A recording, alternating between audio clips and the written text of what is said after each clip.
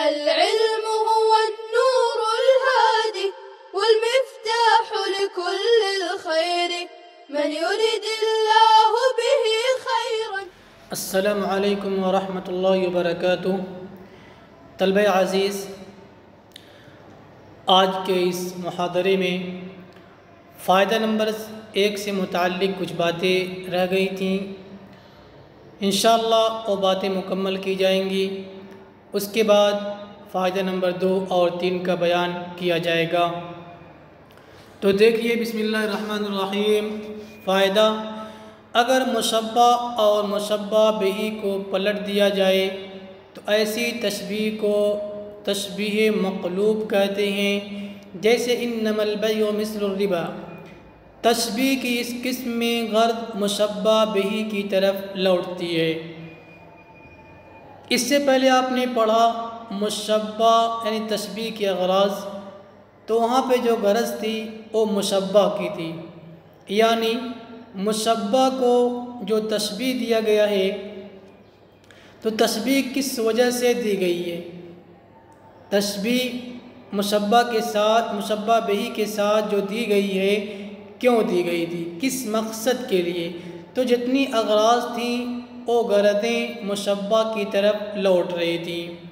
لیکن اس تشبیہ مقلوب میں چونکہ مشبہ کی جگہ مشبہ بہ کو ذکر کرتے ہیں اور مشبہ بہ کی جگہ مشبہ کو ذکر کرتے ہیں، اس لیے غرض بھی اب کہاں لوٹے گی، مشبہ بہ کی طرف لوٹے گی. چونکہ مشبہ بہ اصل میں کیا ہے، مشبہ ہے، اور اصل میں غرض مشبہ ہی کی طرف لوٹتی ہے، اس لیے یہاں پر مشبہ بہ کی طرف لوٹے گی جو کہ اصل میں مشبہ ہے. بات آپ کو سمجھ میں آ گئی ہوگی. یعنی یوں کہا جائے گا کہ یہ مشبہ بہ ہے، کس غرض کے لیے آیا ہے، وصف اور حال بیان کرنے کے لیے، مقدار بیان کرنے کے لیے، یا کسی اور دوسری غرض کے لیے. تو اب دیکھیے، اگر مشبہ کو مشبہ بہ کی جگہ اور مشبہ بہ کو مشبہ کی جگہ رکھ دیا جائے، کر دیا جائے، ذکر کر دیا جائے، تو ایسی تشبیہ کو مقلوب کہتے ہیں. چونکہ مقلوب کا معنی ہی پلٹا ہوا، تو یہ تشبیہ بھی کیا ہے، پلٹی ہوئی ہے، اس لیے اس تشبیہ کو مقلوب کہا جاتا ہے. جیسے اچھا، مثال دیکھنے سے پہلے آپ یوں ایک اور بات جان لیجئے کہ مشبہ اور مشبہ بہ کو کیوں پلٹا جاتا ہے. تو کہا جائے گا اس بات کا دعویٰ کرنے اور اس بات کو بتانے کے لیے کہ مشبہ مشبہ بہ سے اتم اور اظہر ہے وجہ شبہ میں. اس سے پہلے جو آپ نے تشبیہ پڑھی ہے تو اس میں یہ ہے کہ مشبہ بہ مشبہ سے زیادہ قوی ہوتا ہے. لیکن اس تشبیہ میں یہ بات ضروری نہیں، اس تشبیہ میں یہ بات نہیں ہوگی، بلکہ اس تشبیہ میں اس بات کو بتانا مقصود ہے یا دعویٰ کرنا مقصود ہے کہ مشبہ مشبہ بہ سے اتم اور اظہر ہے. جی اب دیکھیے مثال: انما البیع مثل الربا. انما البیع مثل الربا، یہ اگر دیکھا جائے تو اس کی اصل عبارت بنے گی انما الربا مثل البیع. کیوں؟ ان کے نزدیک یعنی کفار و مشرکین کے نزدیک اس بات کا وہم ہونے کی وجہ سے کہ ربا ان کے نزدیک حلت میں بیع سے زیادہ اتم اور اظہر ہے. کیوں؟ اس لیے کہ بیع کا مقصد نفع حاصل کرنا ہے، جو کبھی نفع کی صورت میں ظاہر ہوتا ہے، کبھی نقصان ہو جاتا ہے، تجارت میں خسارہ ہو جاتا ہے۔ تو بیع کا مقصد نفع حاصل کرنا ہے، اور ربا میں نفع اثبت اور یقینی ہے۔ بیع میں تو کبھی نقصان ہو جاتا ہے، لیکن ربا میں ہمیشہ نفع ہی ہوتا ہے۔ تو معلوم ہوا جس مقصد کے لیے بیع کی جا رہی ہے، ربا اس مقصد کو زیادہ پورا کر رہا ہے، تو ربا میں نفع اثبت اور ایقن ہے، لہذا ربا حلت میں ان کے گمان کے مطابق کیا ہوگا؟ بیع سے زیادہ یعنی اظہر اور اتم ہوگا۔ جی، جب بیع سے زیادہ اظہر اور اتم ہوگا تو بیع کو مشبہ بنائیں گے ان کے گمان کے مطابق، اور ربا کو مشبہ بہ بنائیں گے۔ امید ہے بات آپ کو سمجھ میں آ گئی ہوگی۔ اب دیکھیے، انما البیع مثل الربا، بیع مشبہ اور ربا مشبہ بہ، جو اصل میں کیا ہے؟ بیع مشبہ بہ ہے اور ربا مشبہ ہے۔ اب اس میں غرض ربا کی طرف لوٹے گی، جو بظاہر مشبہ بہ ہے لیکن اصل میں کیا ہے؟ مشبہ ہے۔ اب یوں کہا جائے گا کہ ربا کو کیوں لایا گیا ہے؟ جی، یعنی یوں نہیں کہا جائے گا کہ یہاں مشبہ کی غرض کیا ہے، بیع کو ربا کے ساتھ تشبیہ دی گئی، اس کی کیا غرض ہے، یوں نہیں کہا جائے گا، بلکہ یوں کہا جائے گا کہ ربا کی غرض کیا ہے۔ آگے دیکھتے ہیں فائدہ نمبر 2، تشبیہ میں مشبہ بہ کا وجہ شبہ میں قوی اور مشہور ہونا ضروری ہے۔ جی، یہ آپ کو اجمالاً بتا دیا گیا کہ ہر حال میں تشبیہ جہاں بھی ہوگی وہاں پہ مشبہ بہ کا وجہ شبہ میں قوی اور مشہور ہونا ضروری ہے، یعنی جس وصف کی وجہ سے مشبہ کو مشبہ بہ کے ساتھ لاحق کیا جا رہا ہے، تشبیہ دی جا رہی ہے، اس وصف میں مشبہ بہ قوی درجے کا ہو، یعنی مشبہ سے اقویٰ ہو، مشبہ سے زیادہ معروف و مشہور ہو۔ اگر آپ اس کی تفصیل کرنا چاہیں گے یا جاننا چاہیں گے تو اس کو آپ یوں بیان کر سکتے ہیں کہ تشبیہ میں یا تشبیہ اسی وقت صحیح ہوگی جب اغراض سابقہ اس میں پائی جائیں۔ بہی طور کی مشبہ بہ مشبہ سے زیادہ معروف ہو، جیسا کہ آپ نے جانا، معروف ہو، مشہور ہو۔ کب؟ اگر مقصد مشبہ کا حال یا مقدار بیان کرنا ہو تو پھر وہاں پہ مشبہ بہ سے زیادہ مشہور ہونی چاہیے۔ جی، اور اگر ناقص کو کامل کے ساتھ لاحق کرنے کا ارادہ ہو، مشبہ ناقص ہے اس کو کامل کے ساتھ لاحق کرنے کا ارادہ ہو تو وہاں پر مشبہ بہ کا عدم ہونا ضروری ہے۔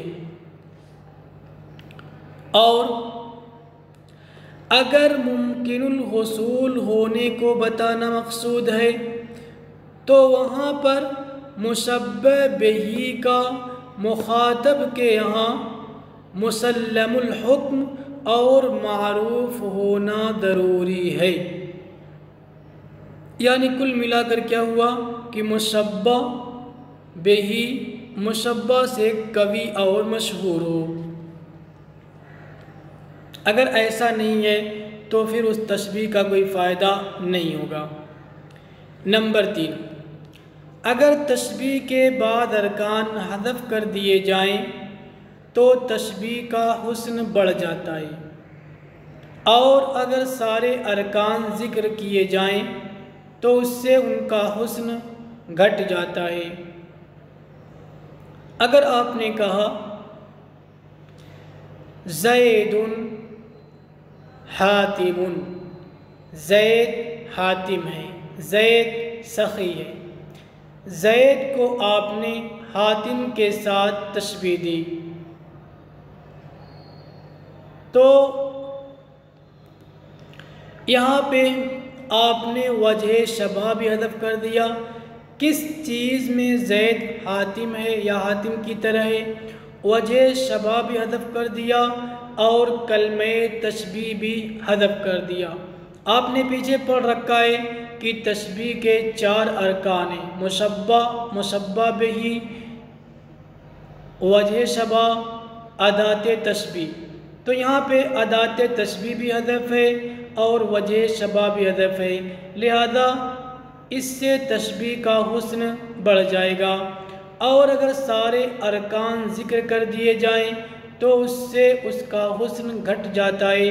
مثلا آپ نے کہا زید کحاتم فی الکرم، کہ زید سخاوت میں حاتم کی طرح ہے۔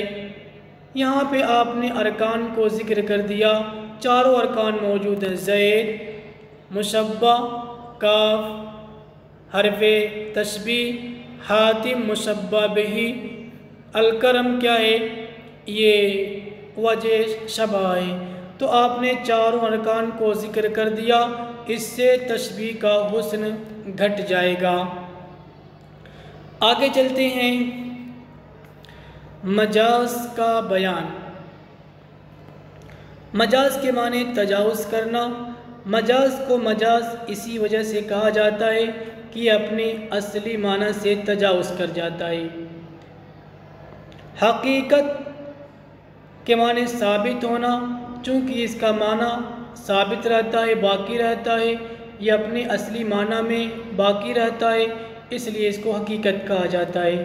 دیکھیے، استعمال کے اعتبار سے لفظ کی 2 قسمیں ہیں، حقیقت اور مجاز۔ آیا لفظ کو اس کے اصلی معنی میں استعمال کیا گیا ہے یا پھر دوسرے کسی اور معنی میں استعمال کیا گیا ہے؟ دیکھیے، حقیقت وہ لفظ ہے جو اپنے معنی موضوع لہو پر دلالت کرے۔ جو لفظ ہوگا وہ موضوع ہوگا، جو اس کا معنی اور مفہوم ہوگا، جس چیز پر وہ دلالت کرے گا وہ موضوع لہو کہلائے گا۔ اب لفظ کو جس معنی کے لیے بنایا گیا ہے وہ معنی اس کا موضوع لہو ہے۔ اب اگر لفظ کو جس معنی کے لیے بنایا گیا ہے اسی معنی پر دلالت کر رہا ہے، لفظ سے وہی معنی مراد ہے، تو کہا جائے گا کہ وہ حقیقت ہے۔ جیسے خلقکم من نفس واحدہ، خلق کا لفظ بنایا گیا ہے عدم سے وجود میں لانے کے لیے، پیدا کرنے کے لیے، اور یہاں پہ اسی معنی کے لیے استعمال کیا گیا ہے، معلوم ہوا کہ یہ حقیقت ہے۔ مجاز وہ لفظ ہے جو معنی غیر موضوع لہو پر دلالت کرے، یعنی لفظ کو جس معنی کے لیے بنایا گیا ہے اس معنی میں استعمال نہ کیا جائے، کسی اور معنی میں استعمال کیا جائے تو کہا جائے گا کہ یہ معنی لفظ کا غیر موضوع لہو ہے۔ جیسے اِنَّا نَسِينَاكُمْ، نسینا نسیہ سے بنا ہے، نسیہ کا معنی بھولنا ہے، لیکن یہاں پر اس کا اصلی معنی یا موضوع لہو والا معنی مراد نہیں ہے، بلکہ اس کا دوسرا کوئی معنی مراد ہے اور وہ چھوڑ دینا ہے۔ چھوڑ دینا، اس کے لیے نسیہ کو نہیں بنایا گیا ہے، لہذا یہ مجاز کہلائے گا۔ مجاز کی 2 قسمیں ہیں، مجاز لغوی اور مجاز عقلی۔ پھر مجاز لغوی کی 2 قسمیں ہیں، مفرد اور مرکب۔ مجاز لغوی مفرد، وہ کلمہ جو معنی غیر موضوع لہو میں مستعمل ہو کسی علاقے اور قرینے کی بنیاد پر۔ کلمہ جو غیر موضوع لہو میں مستعمل ہو کسی علاقے اور قرینے کی بنیاد پر۔ مثلا ایک علاقہ یا قرینہ آپ دیکھ لیجئے، سا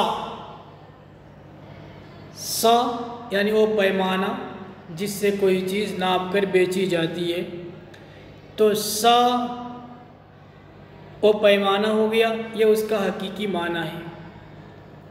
اب سا بول کر ہم نے کیا مراد لیا؟ اس میں جو چیز ناپ کر دی جاتی ہے، بیچی جاتی ہے، وہ چیز ہم نے مراد لیا، حلول کرنے والی چیز کو، جبکہ سا کا معنی یہ نہیں ہے، یعنی سا کو اس معنی کے لیے نہیں بنایا گیا ہے، سا کو ان چیزوں کے لیے نہیں بنایا گیا ہے، بلکہ سا کا معنی اس پیمانے پر ہوتی ہے جو پیمانہ کی کسی چیز کو دینے کے لیے ناپ کر بنایا گیا ہے۔ تو سا بول کر وہ چیز مراد لینا یہ کیا ہو جائے گا؟ مجاز ہو جائے گا، کیونکہ غیر موضوع لہو میں مستعمل ہے۔ یہاں علاقہ کیا ہے؟ علاقہ یہ ہے کہ حال اور محل کا علاقہ ہے، چونکہ جو حلول کرنے والی چیز ہے وہ حال ہے اور یہ سا محل ہے، تو محل بول کر حال مراد لیا گیا ہے، یہی علاقہ ہے، یعنی حال اور محل کا۔ چلیے آگے، فائدہ۔ اگر تشبیہ والا علاقہ ہو تو اسے استعارہ کہتے ہیں، وہی علاقہ اگر تشبیہ والا ہو تو اسے استعارہ کہیں گے، اسے مجاز نہیں کہیں گے۔ آگے استعارے کی تعریف آ رہی ہے، استعارے کی جو یعنی وضاحت ہے، اس کا جو بیان ہے آگے آ رہا ہے۔ اور اگر تشبیہ کے علاوہ کوئی اور علاقہ ہو تو اسے مجاز مرسل کہتے ہیں۔ جو میں نے ابھی مثال دی ہے وہ مجاز مرسل میں فٹ ہو جائے گی، مجاز مرسل اس کو کہا جائے گا، چونکہ اس مثال میں تشبیہ والا علاقہ نہیں تھا۔ جی انشاءاللہ اگلے محاضرے میں استعارے کی بحث پر کلام کیا جائے گا۔ السلام علیکم ورحمۃ اللہ وبرکاتہ۔ السلام عليكم، لا تنسوا الاعجاب بالفيديو والاشتراك في القناة تشجيعا لنا لنستمر بنشر المزيد إن شاء الله.